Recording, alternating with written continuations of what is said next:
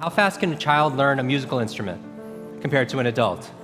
How fast can they learn a second or third language? They learn fast, right? Because why? How many people you hear a song and it'll take you back to when you were a child? Raise your hand. How many people it's not a song, but maybe it's a fragrance or a food that will take you back decades? Because information combined with emotion became a long-term memory, right? Because we're not logical, we're what? We don't do things logically all the time. We do things what? Emotionally, right? Because we're not logical, we're biological. Everyone wants to write this down. All learning is state dependent. That the emotional state that you feel when you're learning something gets anchored to the learning. Does that make sense? By the way, what was the state that you felt back in school? Bored, and the other half of the class is like confused, right? Now, on a scale of 0 to 10, what's boredom? 0. Anything times 0 becomes what? 0, and that's why a lot of people don't remember what they learned. It's the emotional state. Does that make sense? We said that children are the fastest learners, right? That they have this curiosity and they play all the time. Now, it's been shown in science, the research, by playing more actually creates neurogenesis and neuroplasticity. Like Einstein didn't have a bigger brain than anyone here, but in certain areas of his brain, he had highly connectedness. He did these thought experiments where he would put himself in these brainwave states, specifically theta state. That's the state that you're in when you shower. That's the theta state. That's a relaxed state of creativity. You're inspired. You come up with new ideas. New things come out of you, right? And so he had more connections in certain areas. And so you could promote that by playing more. We live in an age where it's not your muscle power, it's more your mind power. The faster you can learn, certainly the faster you can earn, but not just financially, in all the areas of your life. I remember recently, I got to introduce two of my modern day superheroes. It was Stan Lee. And we're going to dinner. I remember asking Stan, I was like, I have to know, you've created all these incredible superheroes. Who's your favorite? And he looks at me without a blink. He's like, Iron Man. And then he's like, Jim, who's your favorite superhero? I was like, Spider-Man. And without a pause, he says, with great power comes... The opposite is also true. With great responsibility comes great power.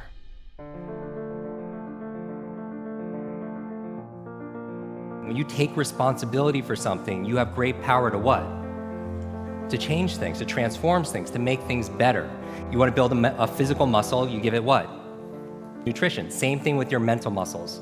Information combined with emotion becomes a long-term memory, right? The state that you learn something in, the mood and the feelings that you learn something in gets attached to what you want to learn. I'm going to give you 6 keys to learn anything faster. You can write these down. I want you to remember, be fast. Be fast. 6 keys to learn any subject or skill faster. So the B in be fast stands for believe. Because if you believe you can or believe you can't, either way, what? Either way, you're right. All behavior is belief driven. How many people here talking about memory? Because memory, forgetting is a state. A lot of people say, oh, I have a bad memory. Right? They always think, I have memory, or I have focus, or I don't have focus, or I have creativity, I don't have creativity. I want you to scrap that. Creativity is not something you have, it's something you do. Memory is not something you have, it's something you do. There's no such thing as a good or bad memory. There's just a trained memory and an untrained memory. Your brain is like a supercomputer, and your self-talk is a program it will run. So if you tell yourself you're not good at remembering names, you will not remember the name of the next person you meet because you programmed your supercomputer not to. Your mind is always eavesdropping on your self-talk. And so the challenge here is this: too much information, too little time. The amount of information is doubling at dizzying speed, but how we learn it, how we remember it, has that changed at all? Your brain cycles through different brain waves. Beta is when you're most awake, delta is when you're asleep, theta is right above delta. That's the state of creativity we talked about. Like in between theta and beta, when you're most awake, is a state called alpha. Right? It's a state you go in when you meditate, states you go into when you do deep breathing, state you're also in when you watch television. The alpha state is a great state to learn in though. So how do you keep your brain active? So smart devices could be extremely convenient. I'll give you a third villain: digital dementia. This is the idea that we're outsourcing our brains to our smart devices. We're so reliant on our smartphones that our smartphones are making us stupid. It's convenient. I don't want to memorize 500 phone numbers, but we've lost the ability to memorize one. There is no learning without remembering. So B is believe. Believe you can, believe you can. Now the E, I'm gonna go through these really fast, is exercise. Exercise. And what I mean by this is I mean physical exercise. Because your brain, the primary function of your brain is to control your movement. As your body moves, your brain grooves. If you want to learn any subject or skill faster, the F is to forget. Forget. A lot of people don't learn faster because they feel like they know it already, right? So you want to forget about anything else than what you're learning here, temporarily. The A in fast stands for active. You take notes, you ask questions, you participate in it.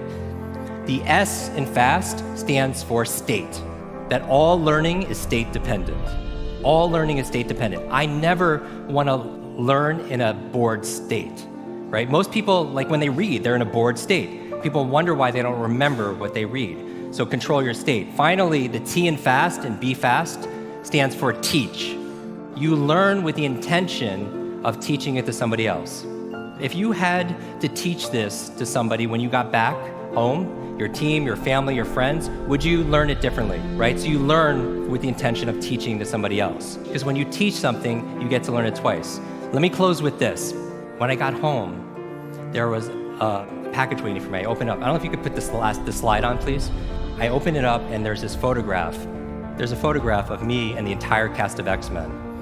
And even better than Halle Berry and Jennifer Lawrence and everything that's on there was the note from the chairman. It said this: Jim, thank you so much for sharing your superpowers with all of us.